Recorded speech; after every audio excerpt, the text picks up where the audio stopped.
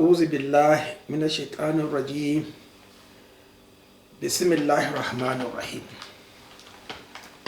الحمد لله رب العالمين وصلى الله على محمد وعلى آله وصحبه أجمعين. Assalamu alaikum, my brothers in Islam. This Fajr prayer,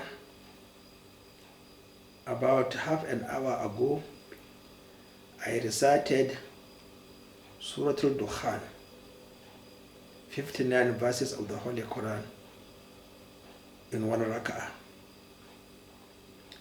Truly speaking, this verse, well, you see, I memorized the Holy Quran up to, well, these are among the verses I memorized in the Holy Quran, all Dukhaan. Because on that day, 1983, I was reciting Dukhaan in Kaaba.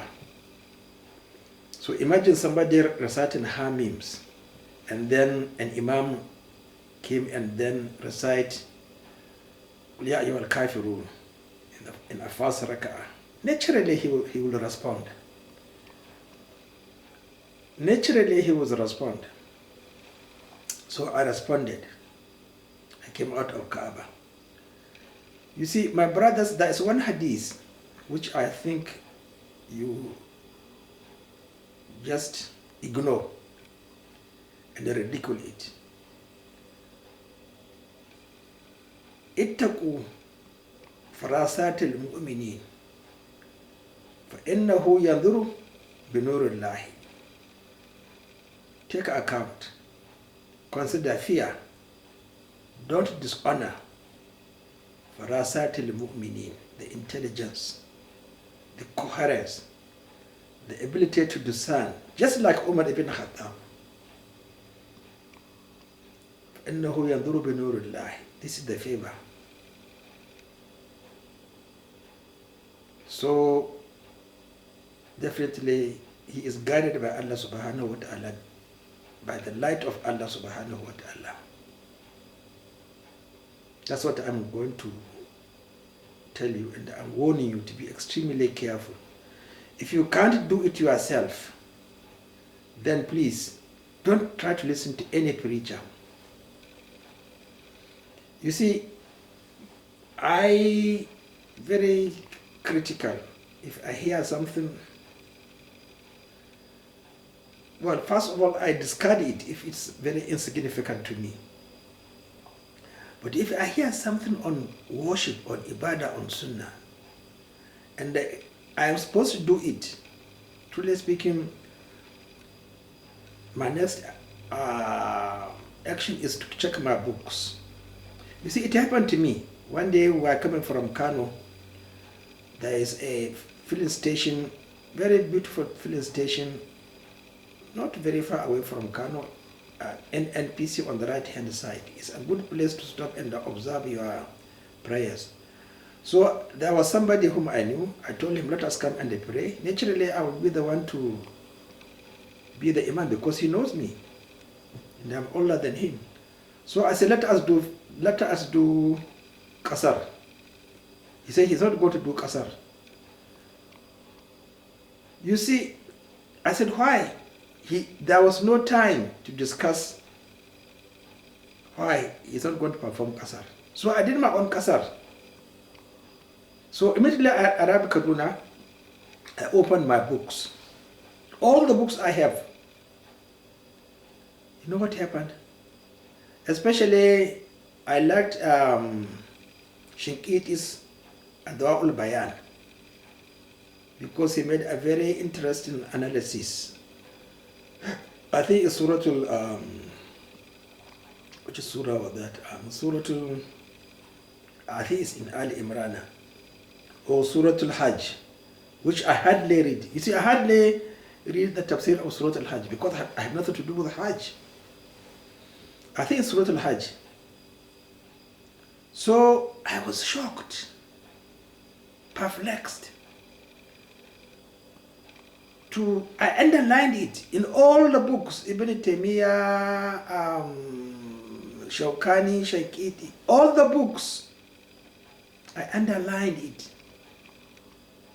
that an-nahar,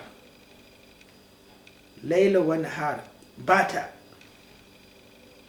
that you don't make qasar unless you are going to observe Maghrib and the Isha prayer outside your home.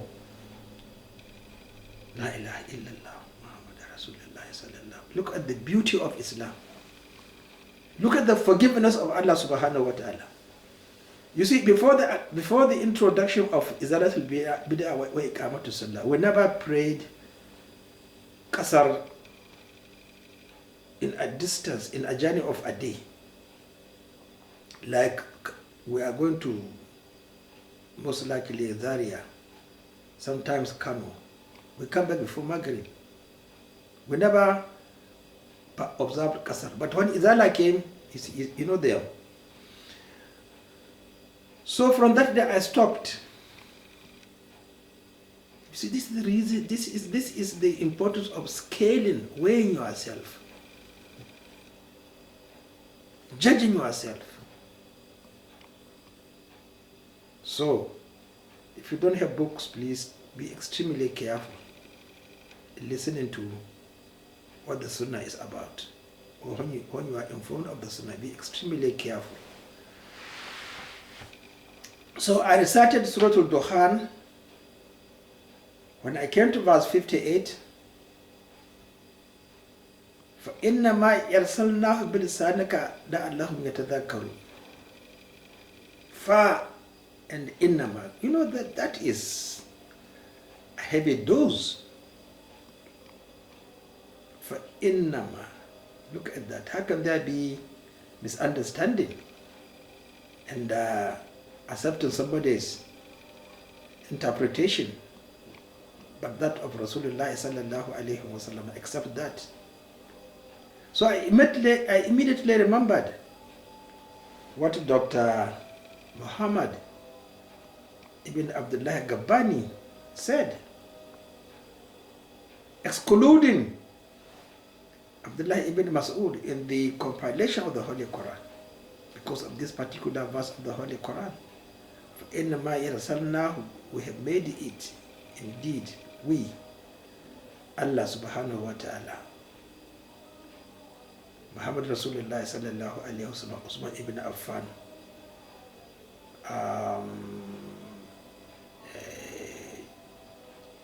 Jabal, Ma'ad ibn Jabal, and the rest who accepted that translation, and myself. Easy, so that they will remember. So, my brothers, if I tell Dr. Muhammad ibn Abdullah Gabbani this, that stop saying there is opinion in Islam, stop saying that there is disagreement in Islam, stop saying that there is difference of understanding in Islam, it's all false. You think he will agree with me?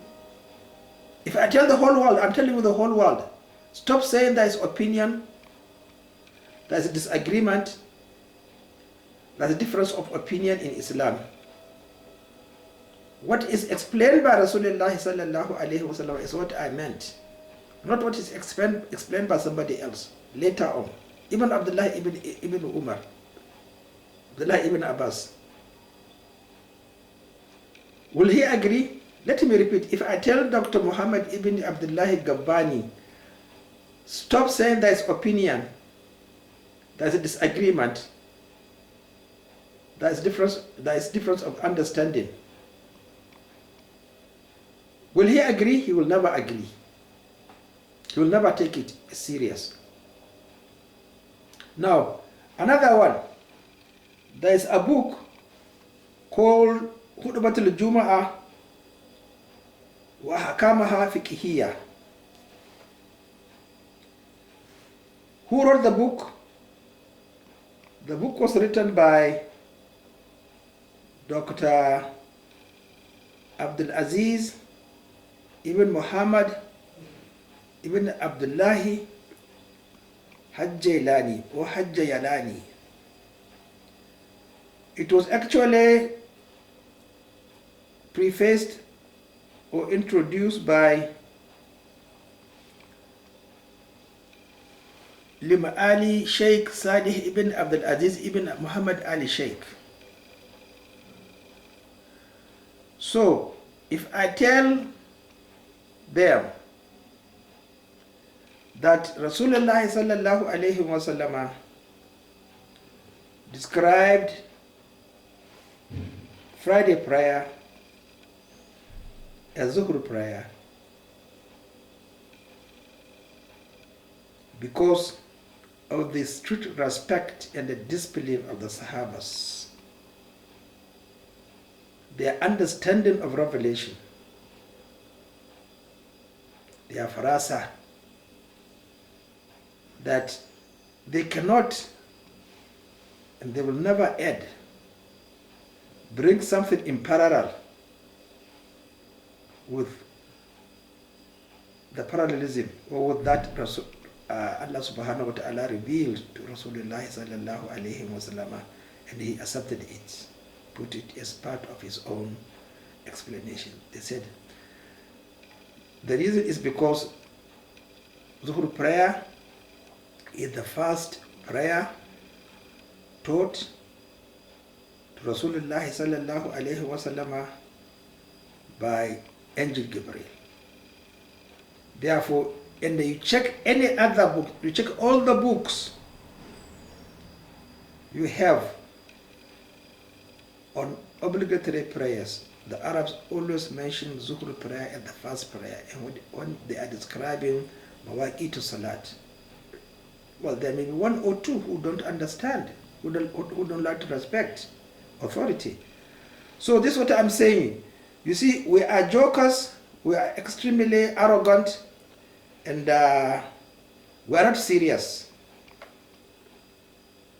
because we are extremely jealous of one another, and we consider ourselves as the only authority. So what I'm again stressing to you is follow my advice. Unless you are sure you know, you have read it, don't agree with anybody else. Don't agree with any scholar, including Mufti, Fawaz,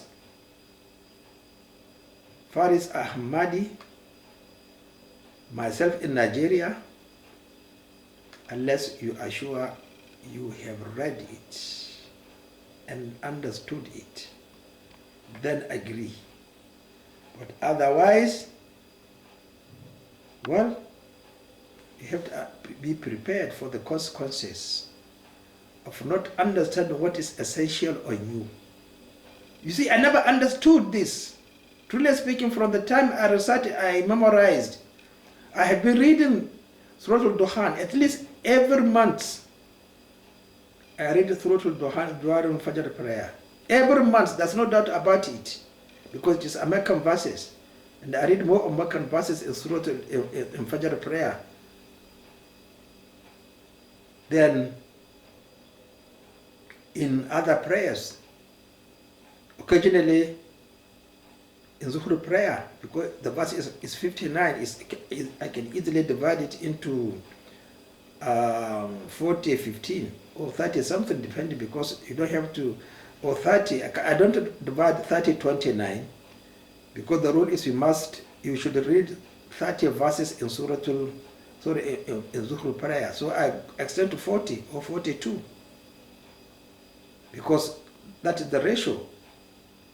The second rak'ah is half of the first rak'ah. That's why I recite 189 verses of Surah Al-Baqarah, and there is manzil. So you see, my brothers, you see, I am like, with respect, Dangote in Nigeria. I am the only Muslim with each denomination of international currency. I am the only Muslim, probably in the whole world. So I am richer than the richest person in the world, because there are papers.